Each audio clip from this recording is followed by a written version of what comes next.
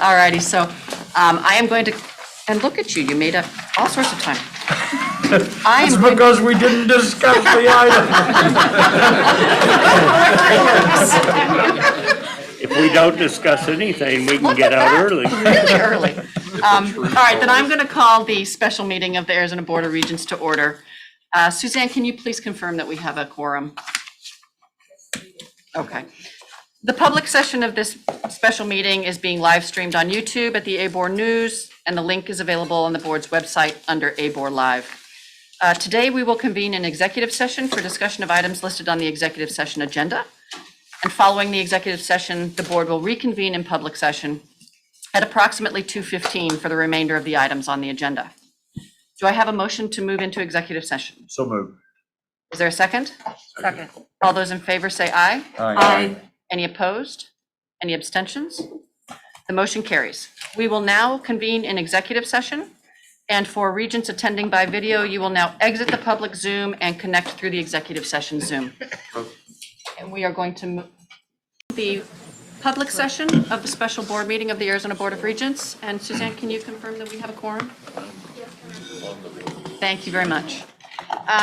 We are going to begin with, I apologize. We're going to begin with a discussion of the University of Arizona Global Campus, and I am going to cede the floor to President Robbins for this item.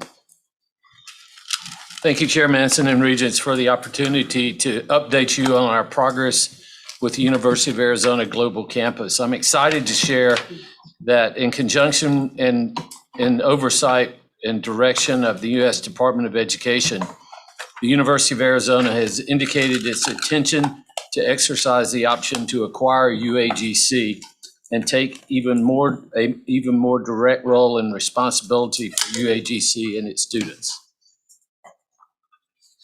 At the outset, I want to reaffirm the University of Arizona's commitment and conviction to this endeavor. I want to remind everyone why this affiliation made so much sense when it began just a little over a year ago. Those same reasons, along with a year of positive collaboration as affiliate entities, also explain why advancing to this new level makes so much sense. This endeavor furthers the land-grant mission and strategic plan of the University of Arizona by providing accessibility and flexible opportunities to working adults, veterans, international students, and other non-traditional learners to obtain the benefits of higher education.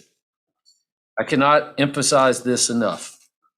Of all of us in the room that have the privilege to work in higher education and support students who are materially and positively improving their lives and achieving their hopes and dreams, it is truly a privilege for us to do this work.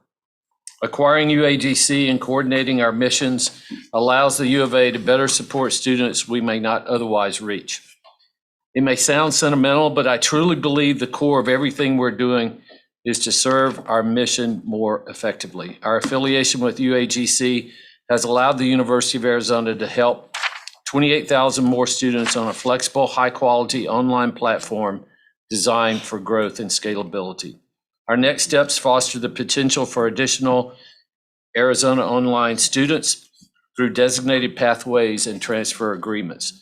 The UAGC was formed as a new and independent nonprofit university with flexibility and different governance and cost structures to allow for responsive innovation and growth.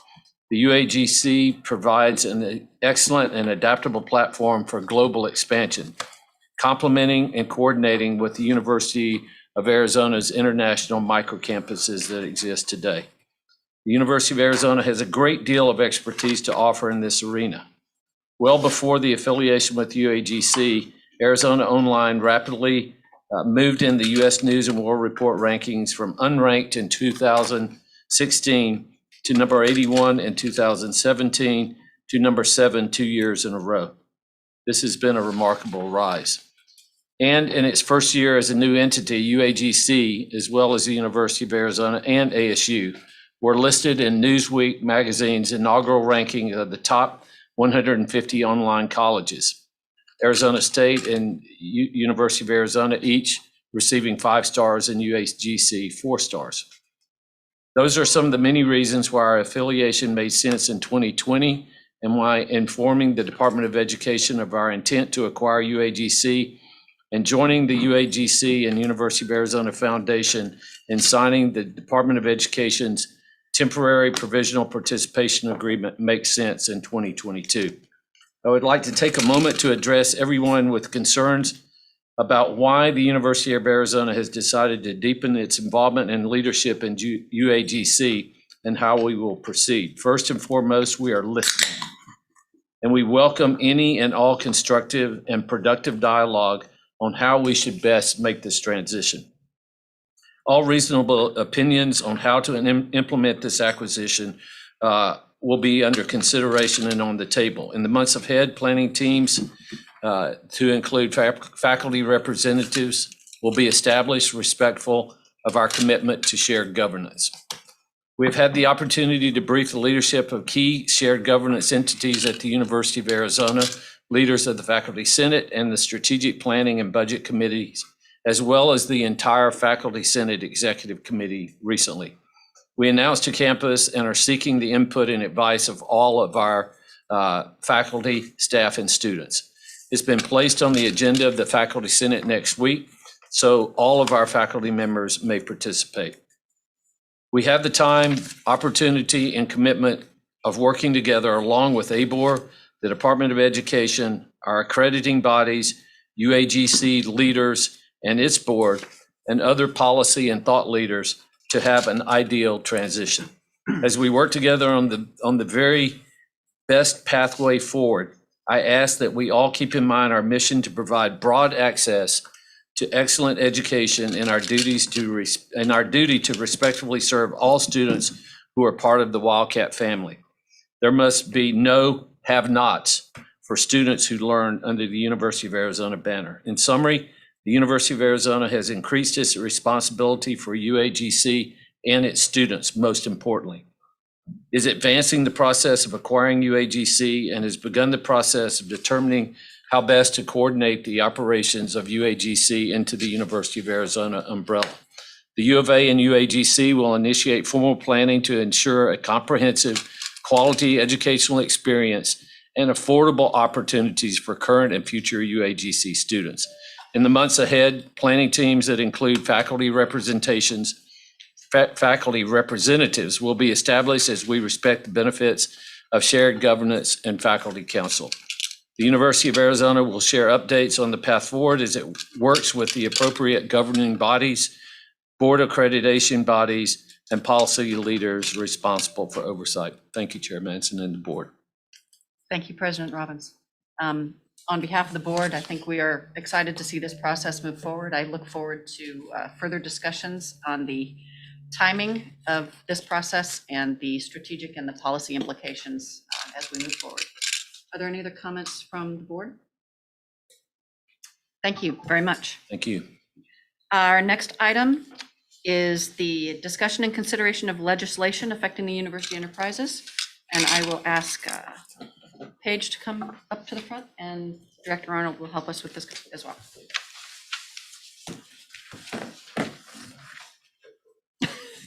I got it.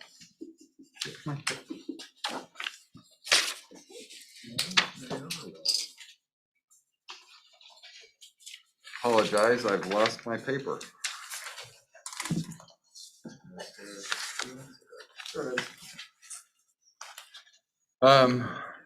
Thank you, Madam Chair, Regents. Before we get into individual bills, and first off, I'd like to welcome Paige.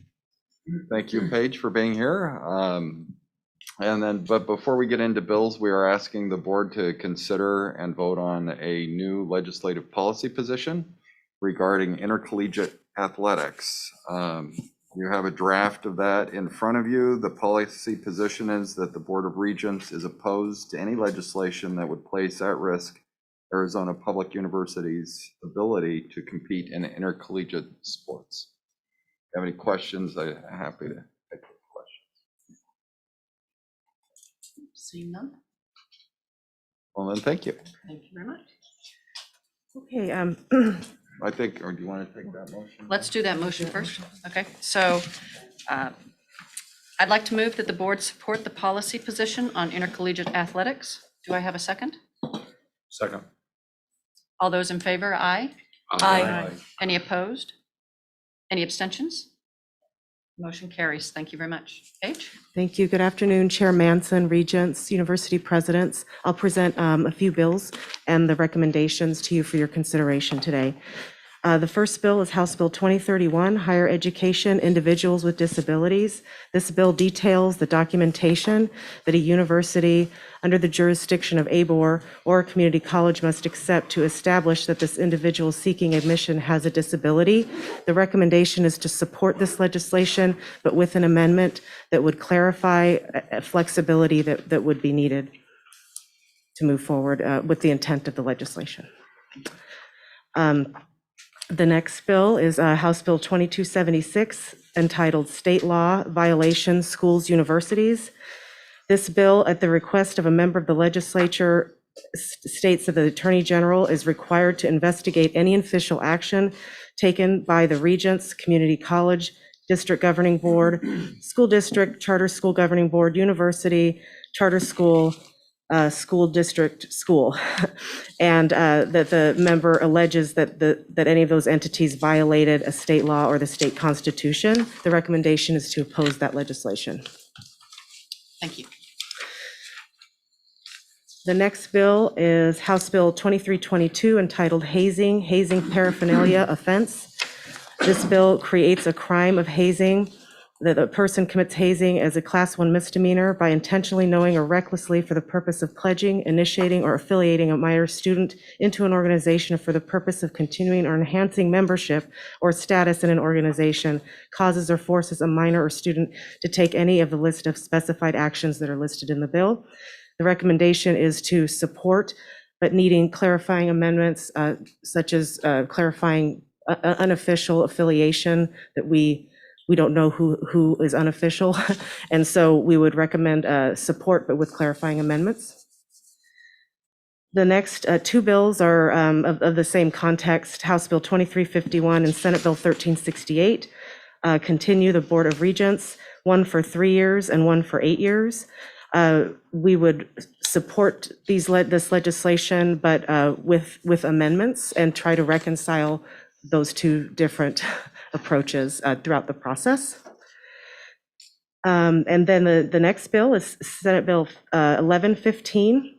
This bill is a conforming bill to federal law, and we would recommend support. And then lastly, Senate Bill 1271 is entitled Arizona Veterinary Loan Assistance Program. This bill would appropriate $5 million from the State General Fund to the Arizona Veterinary Loan Assistance Fund that would be housed in the Arizona Department of Agriculture. And it would establish a loan forgiveness program for a person that signs an agreement to remain and work in the state for 4 years. We would recommend support of that legislation, knowing that we would prioritize our budget ask at the legislature as our primary focus, but supporting this legislation. So those are the recommendations. Thank you very much. Are there questions or comments on any of those bills from the board? Okay. Seeing none, I'm going to move that the board support Senate Bill 1115, Senate Bill 1271, and House Bill 2322.